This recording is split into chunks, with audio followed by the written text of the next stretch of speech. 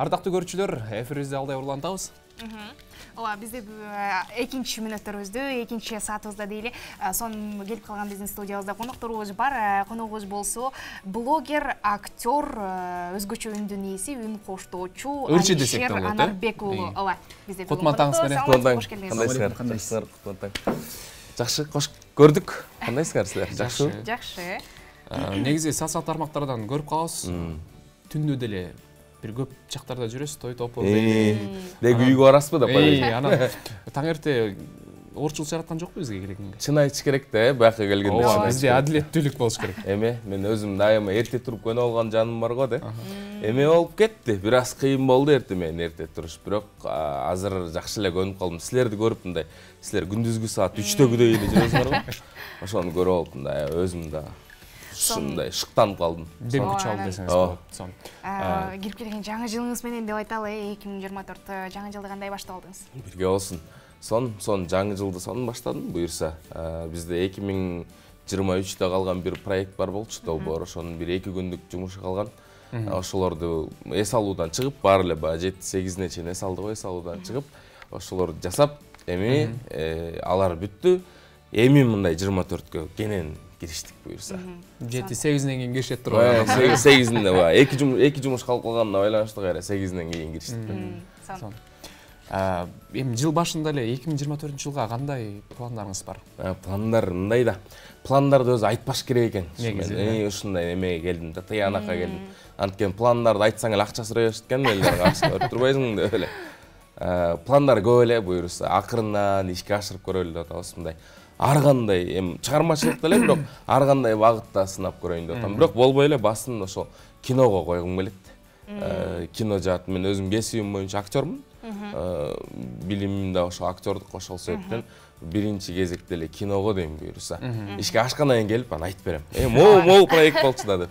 Ооба, сизде ар тармактан көрүп жүрөбүз. Анан 2023-төгү жетишкендигиз кайсы бир? Эң ийгиликтүү жетишкендигиз бул кандай материалдык жактанбы? Кайсы бир тармактан чоң иш жасадыңыз, балким сиз өзүңүз жетишкендик деп кайсыл эмнени айта аласыз 2023-тө? 2023-тө эми мындай да, өз негизи ар бир күнүң эле мындай жакшы жүргөн күнүң эле Кудайга шүгүрчүлүк айтып эле ошол деле жетишкендик экен мындай. Ден соолугуң жакшы болгондугу депчи. Ооба, макулда ийгилигиңиз дейличи. Ийгиликпи? Бир чоң деле кыйрат, ийгилик деле жараткан жокмун го дейм азырынчачы. Эми баягы койгон максаттар бийигирээк буюрса, ошолорго мындай 1-2 тепкич куралдым. Бир нерсени алып, могу нерсени үйрөнсө болот экен, бул нерсени кылса болот экен деп. 2023-та эмнелер болду? 2023 деген биздин үйдө той болду. Ооба, 2023 агамдын жакшылыгы болду. Ал деле жетишкендикпи? Демек, кезек сизге келген турбайбы той? Ошону сыра албай аткан турбайсыз. Машинамды жаңырттым. Ошол жетишкендик болду. 2023 жакшы эле болуптур. Раз эле суранып туруп, 2023 немелер болду. 2 тасманын бета ачары болду, премьерасы болду. Анан дагы бир тасмага тартылдым. Ошо мындай башка каармандар болуп. Бирок чыга элек ал. Азыр онлайн кинотеатрларда болуп атат. 2 тасма бирөөсү болсо, буюрса 7-марттан баштап чыгат. Ошо кече күнү эле бүттү ошол той. Ошондой. Абдан сонун. Акыркы тасма таксыр болду окшойт. Жок, ал таксырда мындай эпизод. Кече күнү бүткөн тасма Жеңе деген тасма. Бул үйлүүлүк комедия. Буюрса 7-марттан баштап чыгат. Негизи бул комедия деп калбадыңызбы? Кандай кинолорго тартылыңыз керек? Комедия тармагындабы же? Ошол эле, же жок эле. Ошол эле. Сразу эле айтам. Мен мындай өзүм деле жан дүйнөмдө деп коет го, мындай көп ойлой берет да, мындай бул аябай олуттуу сүйлөгөн агай окшойт депчи. Мен андай деле эмесмин. Ошо мен байкелер жакшы эле билет. Мен көбүнчө өзүмөн улуу адамдар менен жүргөнгө аракет кылам. Мен бул 3-4 жаш улуураак болгон алар деле айта берет, мен негизи мындай ошол жаат эле да. Комедия эле. Өзүм көргөндө деле мисалы жагандай мелодрама же болбосо башка жанрдын аябай ээрчип көрө албайм. Деп ыйлап ушинте албайм да. Эми мен болгон ар кандай. Мындай күлүп эзилип күлөсүң го өттү деп чыгып кетесиң охник депчи ошондо жагат ушулар. Сонун анан сизди көбүнчөсү биздин көрөрмандарыбыздын көбү дейинчи үн коштооңуз менен таанышат да, үн коштойсуз го. Анан ошол жөнүндө да бир аз кеп сала кетпейсизби? Ошодон башталат экен өзү негизи. Көбү ошон үчүн мени мындай жашоодо да ошондой жүрөт деп ойлоп алат экен да. Мен баягы ырларды деген жакшы деле ырлар бар. Мындай жакшылыкка чакырган андай ырларды деле окуп жүрөм, бирок көбүнчө баягы сүйүүнүн артында тиги жетпей калат же бул жетпей калат го. Экөөнүн бирөөсү. Анан ошонтип эле жетпей калган эле мындай кайгыга малынып эле ыр жазып жүргөн бала окшойт деп ойлоп калышат. Мен негизи мындай жашоодо андай деле эмесмин. Мен актёрмун биринчи кезекте. Ошо актёрлукка аракет кылам. Анан актер болгондон кийин ар кандай эмоцияны, ар кандай баягы состоянияны бергенге туура келет да. Ырлар менен деле эми ошентип коем да көбүнчө. Мындай өзүмөн жүрөктөн өткөрүп демей деле жок андай делечи. Сонун, анда биздин көрөрмандарыбыз да күтүп калса керек, Алишер Анарбек уулу эми бизге качан ыр окуп берет деп. Келсем сизден бир чыгарма албайбы? Ошого келет да. Ма өзүмө да аябай жаккан бир чыгарма бар. Бул Чыңгыз Мырзаев агабыздын чыгармасы. Чыңгыз Байкен тааныйсыздар да? Албетте.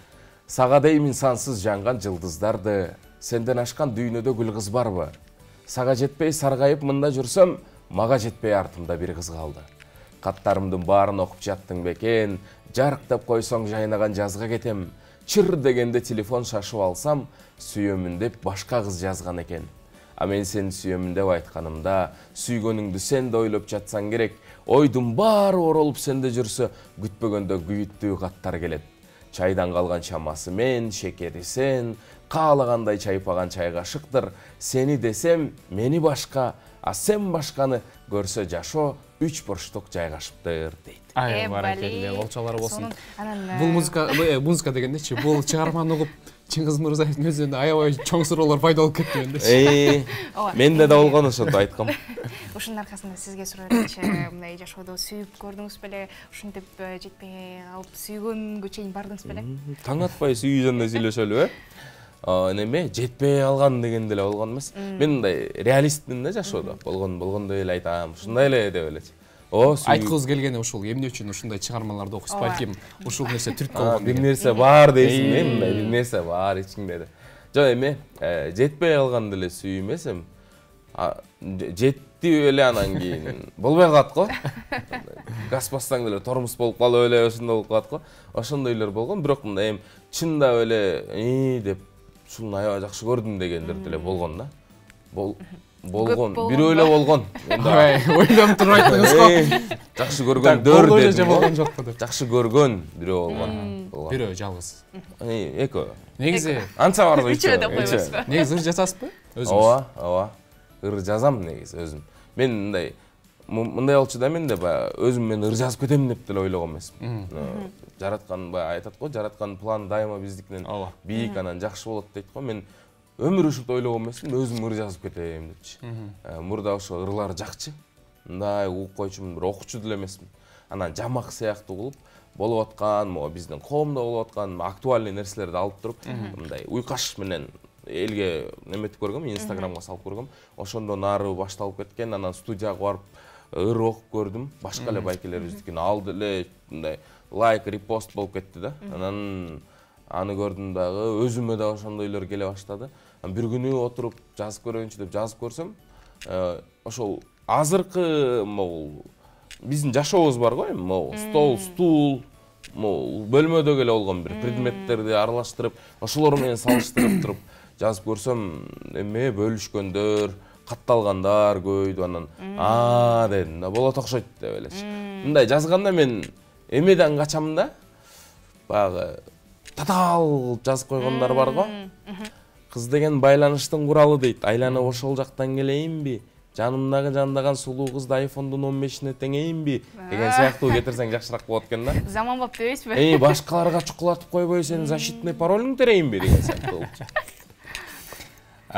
Сон негизи сизге бир кыскача оюн даярдаганбыз. Бирок сиз бул суроолорго ооба же жок деп жооп беришиңиз керек. Блиц. Даярмын. бачым тестен жок. Ойлонбой, э? Негизи ооба. Эгерде туура эмес жооп берип кала турган болсоң, бизде бир кандай десем, Айып барбы? айып десек болот. Болду, жарайт. Бүгүн эртең менен эфирге барбай эле уктай берсем деген ой болду. Жок. Жетпей калган сүйүү болду беле? Жок. Бир учурда эки кыз менен сүйлөшкөн учурубуз болду беле? Алкоголдук ичимдик ичесизби? Жок. Адамдардын ою сизге кызыктуубу? Ооба. Юмор сезимиңиз жакшыбы? Жок. Катуу өкүнгөн нерсеңиз барбы? Ооба. Сырткы келбетиңизден бир жериңизди өзгөртүүнү каалайсызбы? Жок. Балалык кыялдарыңыз орундалдыбы? Ооба. Өзүңүздөн улуу же кичүү адамга үйлөнөт белеңиз? Ооба да. 8-ге 5-ти кошсо канча болот? Ооба. Сүйүү бул? Жок. Ай баракелде. Колчалар болсун. Сүйүү бул жок. Өтүп кеттим окшойт, утулбай калдым окшойт, ооба. Бир учурда эки кыз менен сүйлөштүңүз беле деген. Ооба деп жооп бердиңиз. Ооба дедимби? Ооба. Адамдардын ою сизге маанилүү деп айттым. Ооба дедиңиз. Ооба. Эмнелерге карайсыз? Жок, эми мындай маанилүү дегенде мындай жөөлүү сын болот, анан кээ бирлер жөн эле айтып койгон сын болот го. Мисалы, менде баракчама катталган, мисалы, Инстаграмда эле ала турган болсок, байкелер бар. Мен муну дайым эле айтып келем. Мисалы, Эмил Эсеналиев деген байкебиз баарыбыз эле таанып болушубуз керек. Эмил байкенин мисалы ою мага маанилүү, чын эле аябай эле маанилүү. Анткени мен кээде болот да, эмоция калдырып же мындай окшошпогон бир сторис же бир нерсе кылып алсаң, акырын реакция жөнөтүп коет. Улук Сапаров деген байкебиз бар. Мисалы, Улук байке сөзсүз түрдө эгерде мен бир нерсени ашырай берсем же болбосо жеткире албай калсам, жазат да. Ал кишилер деген мындай өздөрү дагы бир жыйынтык көрсөткөндөр да, результат көрсөткөн адамдар да, анан ошон үчүн алардын сөздөрү мага таасирдүүрөөк болот, алардын ою мага маанилүүрөөк болот да. А кээ бир адамдар болот, баягы аябай жашоо жөнүндө үйрөтүп, акчаны монтип табыш керек деп үйрөтүп туруп анан чыккандан кийин жеткирип койбойсуң деп койгондор бар го. Мында вроде карасаң азыр эле акча жөнүндө, укмуш ийгилик жөнүндө айтып берип аткан, анан кийин бир неме жок беле, которуп турчу деп калат го, кайрачы андайлардын ою. Демек, маанилүү адамдардын маанилүү сөздөрүн камдыбайсызбы? Мындай керектүү сөздөрүн. Негизи адам сүйлөгөнгө жараша дагы ошого татыктуу болуш керек дегиңиз келип атат негизинде. Мындай жөн эле кыйраттын дей бербей, кыйрат алып турган сүйлөгөн жакшы экен да. Туура. Эми бул эфирге келгенден чын сүйлөш керек деп айттыңыз. Ооба. Анан дагы бир суроо болсун, чындап. Турмуш жолуна бир бизге качан жаңылык алып келесиз? Айтарым, качан үйлөнөйүн дейсиз? Ошол суроо аябай акыркы күндө. Негизи аябай көп угуп калсаңыз керек. Депрессияга салат экен бул суроо кадимкидей эле. Но маселе немеде экен да. Мурда минте берчимин. 2023, 2020 дей берчимин да. Могу жылы деп эле, могу күздө деп эле өзүнчө дата кое берчимин. Эми бул нерсе биринчиден жараткандын буйругу менен болот экен. Бул деген баягы телефон же машина эмес экен да. Жакпай калса обменге чабып берем деген сыяктуу нерселер болбой калат экен да. Аны алгандан кийин ал аманат да. Толук мындай ишениптирип неметиш керек экен. Жүрөк тык дейт деп коет го. Ошо меники мындай тык дейлек. Бирок күтүп жүрөсүз. Деп эле. Карап эле жүрөт болушуңуз керек, качан тык дейт деп. Аябай эле болуп атат. Ал карайт экенсиң да, анткени үйгө барып чай ичейин десең эле качан дей берсе. Мен де ошондо айтып коеюнчу, мына үйлөнөт деп аткан балдарга болобу, же турмушка чыгат деп аткан кыздарга болобу, урматтуу ата-энелер, тууган уруктар, өзүң жеке мындай немең чегиңде болуш керек го. Ошодон кирип кетпеңиздерчи, сурадымчы. Элдин малдарын карчы дей бергендер бар го, момтоп атат деп элечи. Мен апама аябай ыраазымын. Апам мен эч качан ошентип айтпайт. Апам айтат, эми ал насип балам, Кудайым насип этсе маңдайыңа жазганы депчи. Өзүм деле баягы бир айтмакчы, мака кайтарган жокпуз го, аракет кылып атабыз биз да. Акырынан балким чыгып калат деп буюрса мындай аракеттин үстүндөбүз. Ал сөзүңүздү эстешим түшүнбөй калды негизи. Түшүнүктүү эле, эмнеси түшүнүксүз болуп атат бул жерде. Канча эметтик деп кой. Канча макаладык деп койсуң. Ошондой. Сен качан өзүң? Мен да сөзүңүзгө кошулам негизинде чында. Буйрук да эми ал, Буйрук, ал деле буйрук. 2024-кө дагы кандай пландарыңыз бар? Башка тасмаларга дагы тартылам деген. Балким сценарийлер жазылып атат. Балким сунуштар түшүп атат. Жок, ошол мен эмеден коркуп калгам да. Айтып койгондончу. Мондай болуп. Тасмаларды айтып бербейсиз. Башка тасмалар мындай да, эми буюрса 2024 жакшы идеялар бар. Жакшы идеялар бар. Ошо тасмаларга келе турам. Болсо мен баягы азыр баягы Эмил байкелер, Аскыт байкелердей аябай жылдыз болуп кетпегенден кийин, ооба монтип жазып атышат деп эле коеюнчу. Баягы буюрса дагы бир тасма болуп калат деп бир байкебиз айтып калды. Болуп калса жакшы болот. Бирок мен ошол дайыма биринчи орунга ошол нерсени коем да. Кээде баягы болуп калат да, мисалы тойдо да кызмат кылабыз деп. Азыр акчанын баары эле тойдо болуп атпайбы дегендей да. Ошол кээде тандаш керек болуп калат. Мисалы сменаң той сезонуна учуруна келип калат. Тиги жакта мисалы тойдо деген бир күндүк гонорарың бул бир айлыгың болуп кетиши мүмкүн, кээде ушундай болуп калат. Бирок мен өзүмө сөз бергем, эгерде ошондой учурлар болуп калса, мен ойлонбой туруп эле ошол кинону тандайм депчи. Анткени кино бул эми бул чыгармачылык да. Изденесиң, бир нерсе болот, эми жок эле дегенде буюрса киноң ийгиликтүү болуп прокатка чыкса, сен тарыхта каласың да эми. Кийин баягы мен могу байкенин тоюн алып бардым эле деп анын дискин издебейсиң дегендей да. Тасмадан көргөн башкачараак болуш керек. Ошон үчүн мен дайыма буюрса акцентти, ошол басымды киного коем. Той боюнча деле кайрылып берсеңиздер болот. Ой, эми кесибиңиз актёрдук болуп аткандан кийин, демек ошол тармакка көбүрөөк басым жасасаңыз керек. Анан актёрдукка өзүңүздүн кызыңыз менен келип калгансыз да, туурабы? Ооба, актёрдук. Эми мындай болгондо мен баягы кичинекей кезиңерде силерде деле болобу? Телевизордон бирөөлөрдү көрүп алып эле анан ушу мен мындай болчу да, менде сөз мен алып баруучу болом деген деле ниет жок болчу. Же болбосо мен диджей болом деген такыр оюмда жок болчу. Мен да ушу силерде болуп, эртең эрте туруп алып, могу ушка иштебей калыптыр деп ушинтип алып барчумун мурдачы. Бетинде кирейин болонун. Бара-бара мындай мен жашоомдо анализ кылсам, көп нерсе ошол мен күтпөгөн жерден келет го, мындай бир жакшы нерселер деле. Мен диджей болом деп ойлогон эмесмин. Мен ачык эле айтам, мен кичине эмерек болчумун, тентегирек бала болчумун. Тентек деген да. Анан бирөөлөр ушинтип калып, сен ошол энергияңды могул жакка жумшасаң, могул жакта мисалы баарын эле братан дей бербейсиң. Жакта өзүңөн 1-2 жаш Эмил байке бир интервьюсунда айткан, 1-2 жаш улууларды деле сен дей берсең болот деп ушинтип көрсөтүп берген бир байкебиз. Анан кийин ошо радиого келип калгам. Радиодон жөн эле ушундай эфирлердин бирөө көрүп калып, ТВга барып калгам. Актёрдукка болсо мен билчимин. Өзүм мен 9-класстан кийин эле ойлоно баштагам, мен кайсы кесиптин ээси болом деп. Ошол билгем, Бишналиевада 5 жылдык окуу бар экенин билчүмүн. 10-класста мындай тапшырганга даярданып жүрчүмүн. Ортунун кереги жок экенин билчүмүн дегендей атайын мындай. Ортудан качып эле ошол жака бардыңыз го? Жок, ортудан мен укмуш бала алгам да. Бирөө аны азыр эфирден айтканга болобу билбейм, бирок мындай. Эми канча балл? Жалпы республикалык тестирлөө деп коебу? Ооба. 157. Жакшы элеби? Ооба. Эми ал жакта баягы логика менен болчу да. Анан жана кыйын немеге келгенде ББ болуп кеткен. Бирок эми мындай Кудайга шүгүр болгондой эле. Мектепте эже да ушинтип таң калган. Деп өзү окутуп алчу. Силер ушинтип алып койдуңарбы деп. Ошондой болгон. Ошентип келип калгам актёрдук кесипке. Ошентип окугам. Ошол 9-10 класстан кийин эле аракет кылып, көрүп, менде бир аз дагы эме бар болчу, түшүнүк бар болчу. Станиславский ким, анын системасы кандай болот, ошолордун алдын ала билип алганга аракет кылчумун. Шык дагы бар болчу. Эми шык көбүнчө эмеден го дейм, бул аракеттен келет го дейм. Аракеттен келет. Мен мурун мисалы башка бирөөлөр туураң аябай немете берчүмүн да. Аракет кыла берчүмүн, ушундай болсом деп жана көрсө деген өзүң табышың керек экен да. Өзүңдү жогото алсаң жаман экен да. Ошон үчүн өзүңдү издеп, тигиден алып бир нерсе кошуп, будан алып бир нерсе кошуп, өзүң да бир ойлогон нерселериңди кошуп, анан мындай өзүң таап келет. Окшойсуң дейм да эми. Жок, эң туура деп ойлойм. Ооба. Негизи эле той топурларда деле кызмат кылам деп атпайсызбы? Ошондо деле мисалы айта турган болсо өзүңдүн стилиңди табышың керек.